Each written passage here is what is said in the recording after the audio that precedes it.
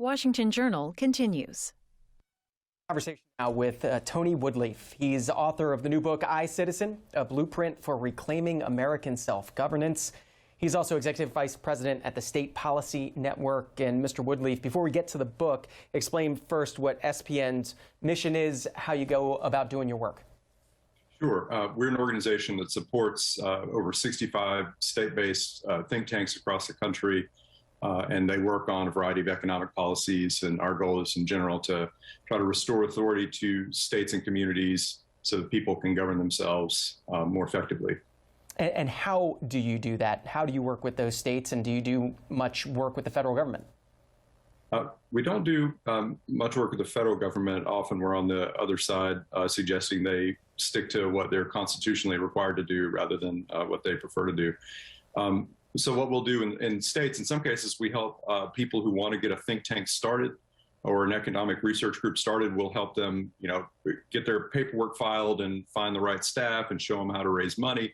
In other cases, we're doing kind of strategic guidance and consulting with groups and providing all kinds of training and development as we go, and mostly helping them connect with each other, because often an issue in one state is an issue in another state. So, for example, during the pandemic, when you had this crush and this desperate need for as many healthcare workers as possible, we worked with a lot of groups in different states to help change the laws or modify laws so that people who are licensed healthcare workers from other states could provide healthcare in the state they were living in at the time, which ordinarily is not allowed according to most state laws. And reclaiming American self-governance, an issue you argue in your book, an issue for Americans in every state.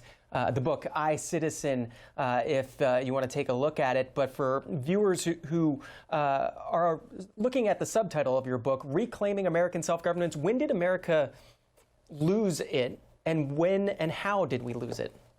That's a good question, and I get at that a bit in the book. So what I do is I look at how the founders intended for us to govern ourselves and our communities in a democratic manner. So coming together to resolve our disputes in our towns or in our state houses, and then they reserved a set of powers for the federal government, which were radically limited.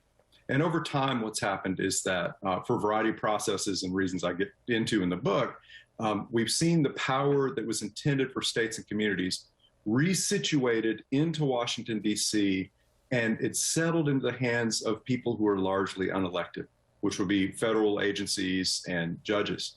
And so our legislature, the Congress, does less and less work. Agencies do more and more work and interpret the laws as they see fit. And the people who are left out are we, the people. We don't get a vote on all kinds of things that the founders intended for us to decide for ourselves.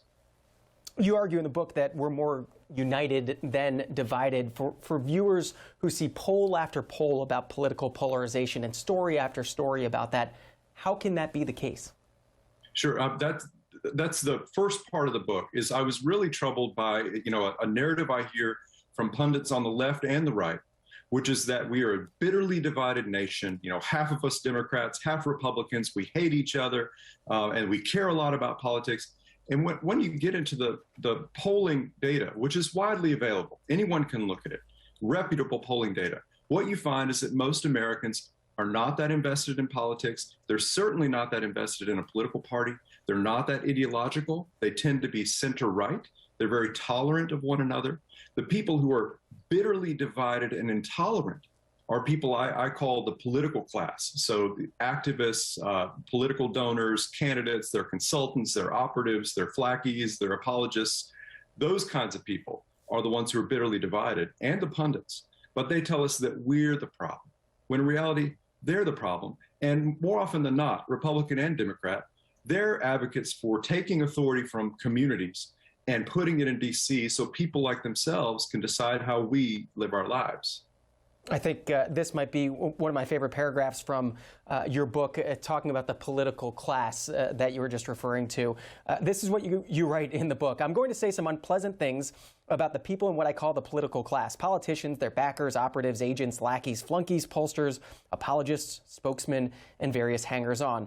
I want to be clear, you write, that just because I believe the political class behaves reprehensively as a whole, this doesn't mean that I think every single person in it is therefore reprehensible. There are some fine people in public service caught in a system that they want to change just as much as we want to see it change. But there's also a flock of S-birds. If you're reading this and you're a member of the political class, I trust you'll know deep down which of the two you are, and I invite you to take as much offense as you deserve. How often in your work at SPN are you involved with people in the political class? Well, I mean, often we're working with people at the state level. We have interacted some with folks at the federal level, trying to get them to change laws and regulations that impinge on state and community authority. But more often than not, we're working with people at the state level. And one thing you'll see if you look at state legislatures is that they're just as polarized as Congress in terms of, Democrats very liberal, Republicans very conservative, or whatever passes for conservative for the Republican Party. But they get along much better than Congress does. They're able to pass budgets. They have a much more bipartisan legislation than Congress is able to produce. So in general, you find that at the state level, state legislators tend to be much more responsive to their communities than Congress as a whole is. And I think you see that reflected in polls where Americans have, cratering trust in Congress and DC, but they have a reasonable amount of trust in their state legislatures and in their local governments. Tony Woodlief is our guest. The book, I, Citizen, A Blueprint for Reclaiming American Self-Governance. And he'll be with us until 8:45 Eastern this morning, and phone lines are open for viewers to join the conversation. 202-748-8000 if you're a Democrat, 202-748-8001 for Republicans, Independents, 202-748-8002. Mr. Woodlief, as folks are calling in, when was the first time you read the U.S. Constitution? So I talk about that at the first part of the book. I ended up reading the Constitution locked in my room by my mother. And the reason is, now she was I could never sort out her politics. I mean, one day she's a libertarian, the next day she's a socialist, anarchist. But what happened was my dog got loose. I was about 9 years old. My dog got loose. And I saw my dog across a field, and I saw a dog catcher parking his truck. And so it became a race between me and the dog catcher to see who would get to my dog first. And I won. So I'm holding on to my dog so we can't take her. And he pulls out this clipboard and he starts asking me questions, about where I live, what my name is, what my parents' names are. And my mother comes dashing across the field. And she was a fiery redhead. And she just let him have it and called him an agent of the state. And he has no right to question anyone without a parent present. And I mean, she just laid into him. I felt bad for him, to be honest. And she scared him off. We never saw him again. So she's my hero. And she's walking me back to the house. And I thought maybe I'll get ice cream or something. And instead, she starts yelling at me, and she whips a little pocket Constitution out of the silverware drawer. Now, what kind of woman keeps a Constitution in the silverware drawer? My mother. And she wags it in front of my face, and she says, "Go to your room and don't come out until you've read the whole thing, because you should never just cooperate with someone from the government just because they look official and they're telling you what to do." So that was my first time reading the Constitution, and I didn't quite understand it, but I guess I've been interested in it ever since. In cooperating with the government, how is that translated, your view on that, in a time of COVID, in a time of vaccine mandates, showing vaccination cards to get into restaurants and gyms, a trend that is increasing in cities around this country? What's your feeling on those public health mandates? Well, it is at a broader level. I learned a kind of an anti-authoritarianism from my mother, and over time, I came to believe that authority is a good thing when it's earned, right? When it comes from competence and good intentions. And the reality is, most Americans, when you ask them, do you believe your government intends well towards you, right? Has your best interests at heart? Most people don't believe that, and I think with good reason. So we're desperate for people who have the competence to help us navigate things like COVID and recession and, wars and rumors of wars. We're desperate for people who are competent and well-meaning. And the truth is that time and again, our public officials, especially at the federal level, have failed us in that regard. And then they view us like we're wanting, like we're the ones with the problem. And the truth is, we're happy to trust people who show competence, who can be relied on to tell the truth and not manipulate. And I think too often we've gotten the opposite from public officials, and we're fed up. Plenty of callers for you. We'll start with JB out of Arkansas, Democrat. Good morning. Yeah, good morning, John. It's interesting that this man would be on right after this discussion we just had about the COVID vaccine and who wants to take it and who doesn't. His point of view, from what I can understand, he's anti-authoritarianism. Is that correct? Well, no, sir. I believe in authority when it's earned and when it's well-intentioned. I've often thought that trying to run America would be like trying to herd cats. I mean, everybody over here wants to go their own way. We've got Republicans and Democrats and the Green Party and blah, blah. Now, contrast that with China, a communist country. They have one government. You know, everybody's a communist over there. They have one race of people. They're all Chinese. They're not over here. We've got mixed races and ethnic groups and whatnot. But look at China today. That's where this COVID started. But you never hear anything about China having it anymore. Evidently, they have defeated COVID over there. And I maintain the reason is because they're told what they do what they're told to do. In other words, if they don't do it, they'll wind up in Mongolia breaking up big rocks into little rocks. JB, would you prefer that system? No, I would not prefer it. I'm just saying I'm contrasting that with America. The reason we can't beat this stuff over here is because everybody's going in a different direction. But over there, they all are one group. They're told what to do, and by God, they do it. Mr. Woodlief, let you jump in. Sure. The first thing, JB, I think of is, Alexander Solzhenitsyn years ago, he wrote that he really wished that people in the West would distinguish between the Russian people who are under the thumb of their government and the Soviet government. And I think that applies to China as well. So I try to think in terms of the brutal, oppressive Chinese Communist Party that rules that country that is multi-ethnic. And then the people who have to comply or they're brutalized. And so I think in terms of the Chinese government as having a lot of problems. And I think you've got your finger on something. It is incredibly hard to govern a diverse country. And so one of the strengths that, the founders imparted to us, if we would just take advantage of it, is federalism, the ability for communities to make decisions for themselves. And I think when we look at the record, especially when the tempers cool, when we look at the record on COVID, we're going to see incredible failures at these centralized federal institutions like the CDC, FDA, inability to produce a test in time, bottlenecks, threatening lawsuits against private providers trying to come up with their own versions of testing and therapies. I think a previous caller mentioned, this kind of trying to force everyone into one kind of approach to dealing with COVID versus an open kind of approach with therapeutics and everything else. So I think that we see when we centralize these kinds of solutions, we get worse outcomes than when we allow for kind of diversity of problem solving. Tony Woodlief joining us from North Carolina. Gary also in the Tar Heel State. On the line for Republicans. Gary, go ahead. Actually, it's Gray. I just want to say I'm about a third of the way through Mr. Woodlief's book. And, he had me when his book was spurred in part on a reaction to a French opinion piece in the Atlantic.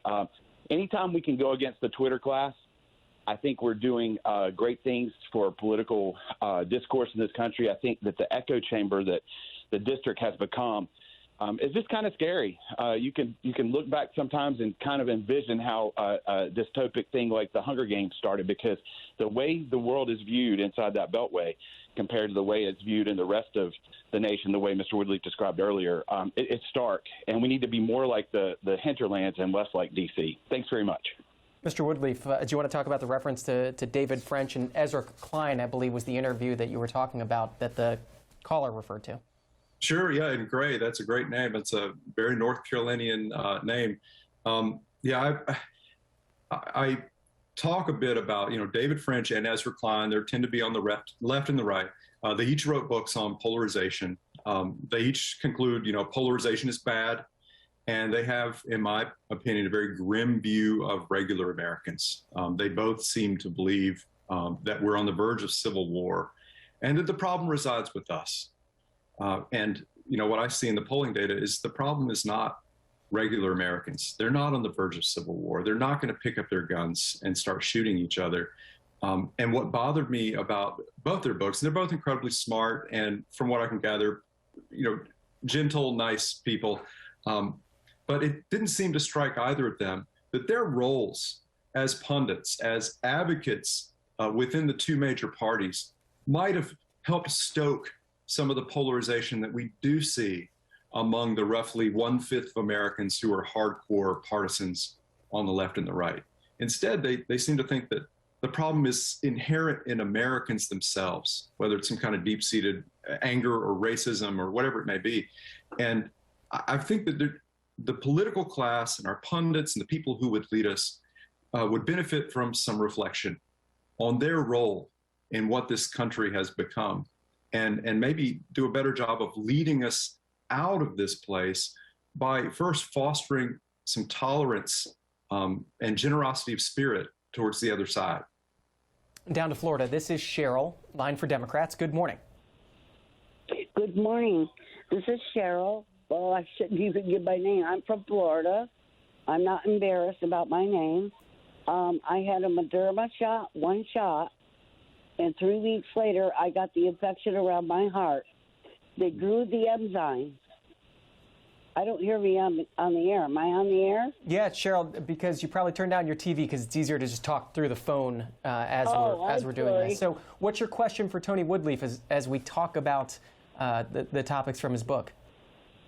My question is, I had one Moderna shot. I ended up with I have a BSN nursing and a master's degree. I had one shot of Moderna. 3 weeks later, I'm in the hospital with an infection. They drew enzymes and found the virus in that enzyme. I had a mild heart attack. They had to put 2 stents in my heart. My kidneys are failing. I now have cancer back. So what's his question to this? I can't get a second shot, and I'm afraid to take those pills because I don't know the contradictions of them. So where am I now? So Cheryl, Tony Woodlief works at the State Policy Center, not a medical doctor from what I know, but Mr. Woodlief, is there anything in her question you do want to address? Well, sure. First of all, Cheryl, I'm sorry that you're going through this. I can't imagine how difficult that is. We dealt with cancer in my household just this past year, and COVID makes it far worse. And with all the isolation, you feel alone. And I think that the only thing we have to fall back on is what's in our communities, our friendships, our families, our churches, other kinds of groups we might be part of. That's where our, help will lie. And one of the things I'm encouraging people to think about in my book is how can we rebuild these local communities and relationships, turn off our TVs, not this program, of course, but turn off our TVs, turn off our radios, and start relating to our neighbors once again, because that's how we're going to figure out how to deal with the tragedies that are inherent in our lives. You talk about this program. I wonder how you feel about cameras in Congress. When cameras first came to the floor of the House and Senate, was that a good thing in your mind? Well, so I talk about that in the book. I can tell you've read the book. I'm of two minds. On the one hand, I believe you shine a light and you see what's going on. So I do like that aspect of what C-SPAN has done. What I talk about in the book, and by the way, I recommend the C-SPAN archives to everyone because it is fascinating. And you see contentious debates and people, it's just so much fun. And I made great use of the archives. But what I point out in the book is that when we began to televise the proceedings of Congress, we promoted a certain kind of behavior. We began to reward a certain kind of behavior.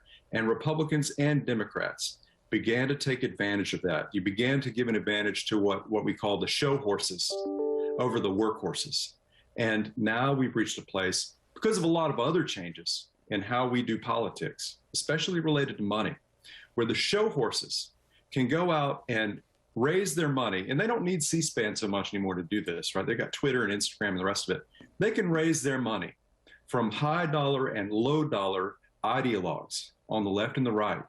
And then that's the people they feel compelled to represent, the people at the extremes versus the mass in the center that's not that interested in that kind of ugliness that we see more and more of in Congress. So I wouldn't blame C-SPAN for it. I think it'd be more appropriate to blame all the other kinds of changes in how we do politics that facilitated the show horse. But you could see the beginnings of the show horse, in fact, in one of the very first televised speeches in Congress, which I won't say more about, but you can read about in the book. And you can actually watch on C-SPAN archives as well, Al Gore with that speech on the floor of the House. The debate around cameras in the Supreme Court. What are your feelings on live coverage, live cameras in the Supreme Court? Would that be a good thing, or would it bring the show horses to the front and the workhorses to the back? Personally, I think it would be a terrible idea. I appreciate it. I can't remember which justice said this recently. He or she pointed out that they can go to the grocery store and most people won't recognize them. And that's probably for the best, that they have some semblance of a normal and quiet life. When you read about the Supreme Court, you see that the efforts from people who were appointed by Democrats and appointed by Republicans to maintain a comity with one another, to get along and try to protect the law and the institution. And I think, man, once you put cameras in there, you really do create temptations that maybe you don't want to create. Before we leave the C-SPAN discussion, should note from the C-SPAN archives, Tony Woodlief's appearances, his first dating back to December the 15th of 2010, when he was talking about a discussion on interpreting the U.S. Constitution, talking about the Bill of Rights and the Constitution, the Tea Party movement. That you can watch in its entirety, or you can give him a call this morning as he appears about 11 years later here this morning on the Washington Journal. Carol, St. Louis, Missouri Democrat, you're next. Yes, I have two statements. The first is the United States, with your philosophy, we would still have slave states because you want each state to have their own say.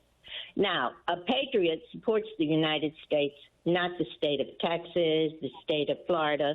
And if you remember, Texas at one point during Obama administration wanted to secede from the Union. Now, come on, really, what you're saying is impossible to credit.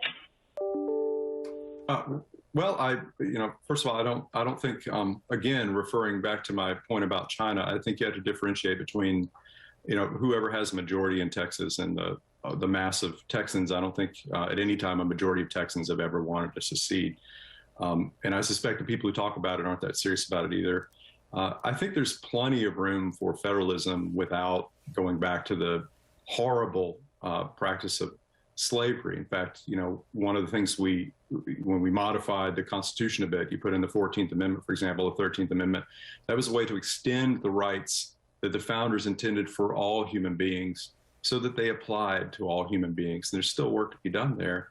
My point is simply that when you concentrate power in the hands of people in a distant city who are mostly unaccountable to the electorate, that's when you're going to see continued abuse of regular people of all races and creeds. And so what I'm advocating is a democratic, small d, democratic approach where we put authority back into states and communities and let we, the people, make decisions while respecting individual rights, of course, but allow communities to make decisions in a democratic fashion. Right now, one of the things I talk about in my book is for every law passed by Congress, federal agencies pass 27 regulations with the full force of law. And these are unelected people. And that's not how this country is supposed to be governed. Roy on Twitter with this question. Tony, is there any country in this vast world that has become so enamored with libertarianism that they've abandoned the idea of it takes a village to raise a child? Is rugged individualism the right approach? Oh, these are two separate and fascinating questions, and I hope I don't bungle them both, but there's a good chance I will.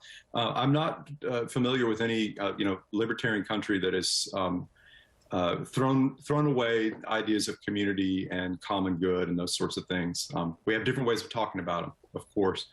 And you're talking to somebody who is like I said at the beginning, I'm raised by a libertarian/socialist anarchist. I consider myself a small C conservative. I'm an independent. I'm not in either party. I don't think you can get away from community. Even my most libertarian friends still need community. Where they differ is how much authority people should have over them. And of course, the tension is to be in community is to bind yourself to other people and to create obligations for yourself. And most people choose to do that because the benefits of community are tremendous. My point of view is the more authority we can place in communities, the more choice we have. If you don't want to live in a San Francisco with the kinds of regulations and rules that San Franciscans would like, you can move to Austin, you can move to Charlotte, you can move to Greensboro, North Carolina, and be among people who want to govern themselves the way you would like. And we have that opportunity under federalism, but you don't have that once you've got a one-size-fits-all rules coming from unelected people in the imperial city of Washington, D.C. Tony's question made me think of this passage from your book. In healthy societies, political identity is a distant priority behind identifiers like parent, child, sibling, parishioner, neighbor, co-worker, hell, even bass fisherman. For too many of our fellow citizens, our political class has made political identity all-encompassing. So what is the blueprint to fix that? So what I try to get at is, and we didn't talk about it much here, there is a minority of Americans for whom their political identity, their partisanship, is extremely important by their own reports. And my fear is that's growing. That number is growing. And once you get to a critical mass of those kinds of people on the left and the right, we're really in trouble because there's an intolerance that they carry. They're more concerned with beating the other side than with doing what's right. And so how do we resist that temptation when media rewards it, money rewards it, the most contentious kinds of people succeed in American politics today? How do we resist that? So what I argue in the book, in the last part of the book, is, first of all, we've got to reconnect to our neighbors. The very first thing I say is love your neighbor. And I talk a bit about what that means, because love is not just a feeling, right? It's what you do that is love. And so truly love your neighbor, get to know your neighbors, and then extend that into your communities and into your towns and cities and figure out how to begin to solve problems together. Because then you're thinking in those other identities, neighbor, friend, townsman, we're getting past the identity of Democrat, Republican, and thinking about citizenship, which is what we're supposed to do. And the ironic thing is, I believe, when we begin to gather together and have arguments about how our community should be governed, that's when we begin to bond more closely. When we're locked in disagreement, we begin to bond more closely as fellow citizens versus shouting at each other across the divide and letting the partisans in D.C. decide everything for us. The book, I, Citizen, A Blueprint for Reclaiming American Self-Governance. The author, Tony Woodlief, with us for about the next 15 minutes this morning. If you want to join the conversation, this is Ann out of Arizona. Good morning, you're next. Ann. Sir, I'm not sure if you are affiliated with the American Legislative Exchange Council at all. That's the entity that is writing the legislation in the states, whereby the state legislatures have decided that they might overrule the will of the people and despite the results of an election, a free and fair election, they might send their own slate of electors and ignore the will of the people. What is your position on that? I mean, I understand what you're saying about, we should all be citizens, but it's very difficult to be living in an environment where some people are fed the Kool-Aid of Fox News on a daily basis, and they're living in an alternate reality where, 5G networks are going to infect us and the socialists are going to rain down communism on our country. But what is your position? Because according to the Constitution, there is no real popular vote for the President of the United States. Do you support that as well? And do you think state legislators should be able to just ignore an election and appoint their own electors? And from Arizona, I have a little experience with our state legislature in this area. And thanks for the question. And I don't want to try to speak authoritatively on what's going on in Arizona because I don't know. I can tell you that some of the research that I've done and some of my colleagues have done into election laws at the state level more broadly, we see widespread support among Americans for both doing what we can to create maximum access to the ballot for people. That means extending hours that the polls are open, allowing for mail-in ballots and those kinds of things. Large majorities of Americans favor that. But they also favor things like voter ID, some means of checking to confirm that it's one person, one vote, and it's being properly counted. So Americans, it should not surprise us. They want some of what the Democrats are arguing for and some of what the Republicans are arguing for. But what we see from the parties, on the other hand, is talking about elections, but really it feels to most of us like what they're doing is trying to find that little edge over one another. Because for them, the most important thing is not representing we the people, it's winning. So my point of view is when you look at how the founders set up elections, and you're right, they didn't set it up so that you have a popular vote for president. All through the Constitution, what they're trying to do is both empower people in communities to govern themselves, to not have a king doing it, but we the people.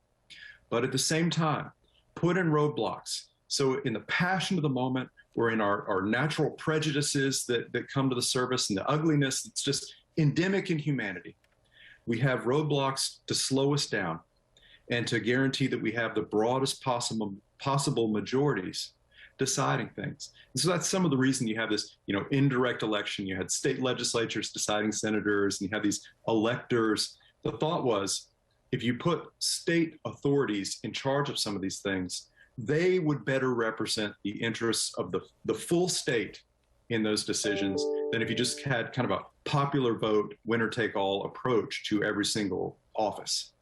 Line for Independence. This is Gary out of East Brunswick, New Jersey. Good morning. Good morning. Thank you kindly. I appreciate what you're doing, Comcast, but let me state something that's important.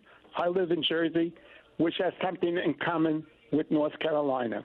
What does it have in common?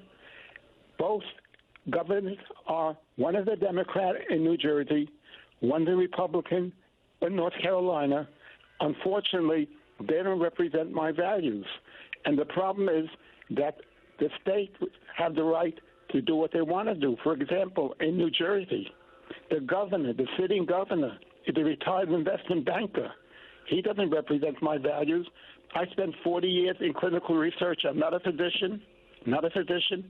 In North Carolina, the sitting lieutenant governor was quoted in the newspaper, a local newspaper, of making an anti-Semitic remark that the Jews controlled the economy, going back to the Rothschild. Now, you say we the people. You had a governor in New Jersey, Christie, a Republican, a very nice man, but now you have a Democrat, a retired investment banker who doesn't represent the people, for example. Hey, Gary, do you mind if I ask, you mentioned your values a couple of times. In just a couple sentences, how would you describe your values? Medicine, they're capitalists. It's social health. Why do I have to pay $6,000 for hearing aid here that's not covered by Medicare? I don't believe in the electoral vote. I believe in the popular vote. You've written a great book, but it's we the people, really. We the people, not we the state legislatures. Mr. Woodlief. There's a lot going on there. I do have to correct the record just a little bit, Gary, and I appreciate your passion. The governor in North Carolina is a Democrat. The Attorney General, Josh Stein, I'm not familiar with any anti-Semitic statements. He's also a Democrat, but it would surprise me if he'd said anything like that. I think back to the question of popular control. From the founders' point of view, our state legislatures are supposed to represent we the people. So we send them, to the state capitol, and then they're going to make a lot of decisions, and we trust them with that. And if we don't like it, we can kick them out. and they're easier to kick out than a member of Congress is or a senator. So that was the reasoning behind having some of these roadblocks and not just having pure democracy. I think one point, though, you're getting at, and I think a lot of people feel your frustration. We look at who's in office and we say, this person doesn't represent my values. And quite often we're right. Like you mentioned, your medical costs, it's the, healthcare costs are the leading cause of bankruptcy for households in America. And the two major parties give us either government-run healthcare or nothing. And most Americans want something. Let's have a solution. But the two major parties can't figure that out. Why? Because they tend to recruit candidates who are not like us, but who are like them, more extreme. And they tend to serve the interests of the activists and large party donors, right, that control what they're doing.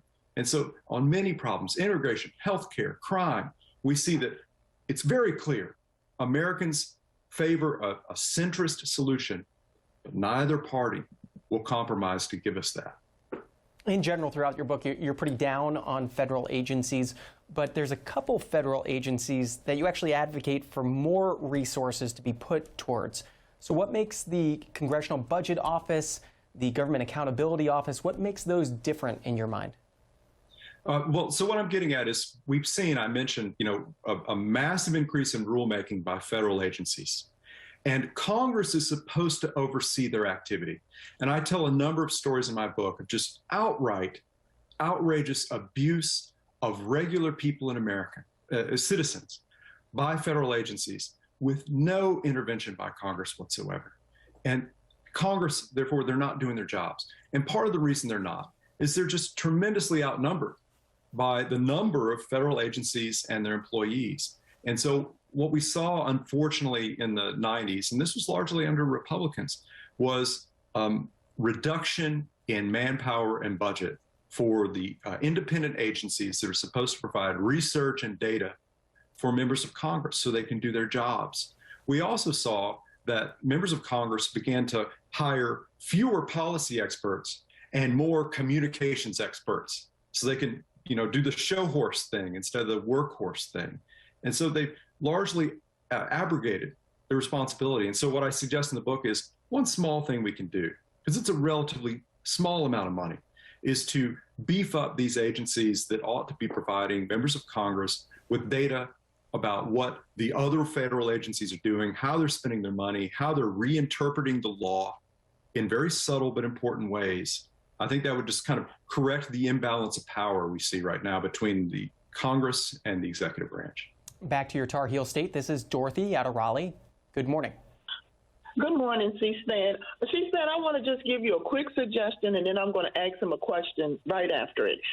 You know what would be really good? If you all would have someone from your network or whatever to do like a little survey or polling and see what the people actually want. Not the ones that's doing fine. We already know they're great. But the ones that say like the seniors need hearing aids, or, people saying what they need, educate, whatever. Get what they say they need, and then bring it up as to which politicians are talking about fixing it. Not just talking in general, but who is talking about fixing it. Now, to go back to the gentleman to ask him a question, what I see and what you're saying, I agree with somewhat. But just like the people said, seems like the politicians are picking us. We're not picking them. They're telling us what they say we need, but they're not we need to tell them what we need, and then they need to give us solutions. Not generalize, we're going to give you health care or we're going to give the rich. No, we want solutions. How are you going to do it? How are you going to get the seniors enough money or to get hearing aids or teeth or eyeglasses? Can you put it in there? We all pay taxes, and we all do pay taxes. All of us, even children, if you go to the store and buy something. But that's what's the problem. We keep allowing politicians to choose us instead of us choosing them. And then we're not choosing them for the right reasons. We're not choosing them for when we have problems. We don't make them tell us, just like if I go to school and take a test to be a doctor. I can't just come and say, well, you know what, I can cure everybody. Well, okay, go ahead on and start doing it. I have to tell how I'm going to do things. I have to explain it and have a plan, a serious plan. We don't let that happen. That's why politicians divide us. Dorothy, I'm going to let Tony Woodlief jump in. Oh, Dorothy, I had to restrain my amens. I agree. I mean, I need to take notes and borrow some of how you're putting that. I think you're exactly right. We see, for example, that the party elites in both parties, there's research that shows they tend not to recruit candidates for office. So the farm team that becomes your congressmen, your senators, they tend not to recruit people that are like us, that are centrist. They recruit people who are more ideologically extreme, more temperamentally extreme.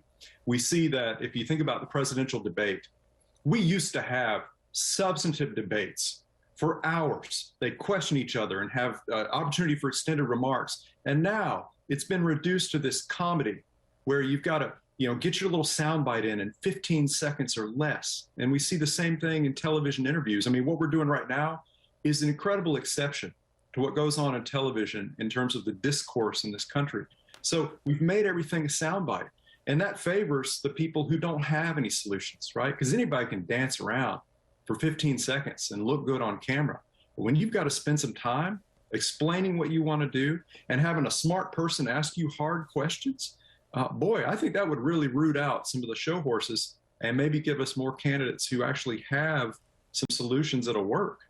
Just a few minutes left in the time we have. Fair to say, you're a bigger fan of state governments than the federal government, correct? Correct. So to the caller's last point about politicians picking us, I wonder how you feel about states that are right now going through the redistricting process and the gerrymandering that we see on both sides every 10 years in that process. Much of that people feel is politicians picking us. That's right. There's a good argument for having these districting decisions be made by bodies that are ultimately accountable to the voters. So there's a good argument for putting that power in the hands of legislatures. The challenge, once again, because our state legislatures are just as polarized as Congress, the challenge is that these party animals, what they see every 10 years is the opportunity to adjust the boundaries a bit to benefit themselves for the next decade. They're not thinking in terms of what's the best way to represent the entirety of the state, right? The liberals in Texas, the conservatives in New Jersey. How do we construct our districts so that we give full and fair representation to everyone in this state? And it's a real conundrum, and it comes back to the reality that the two major parties are largely steered by small minorities of ideologically extreme people who are more concerned with establishing the dominance of their party and beating the other side than with representing the people that they claim to represent. The book, once again, I, Citizen, a blueprint for reclaiming American self-governance. The author is Tony Woodlief and has been with us for the past 45 minutes. Appreciate the time. Come back, talk to us again down the road. I'll be happy to. Thanks for having me.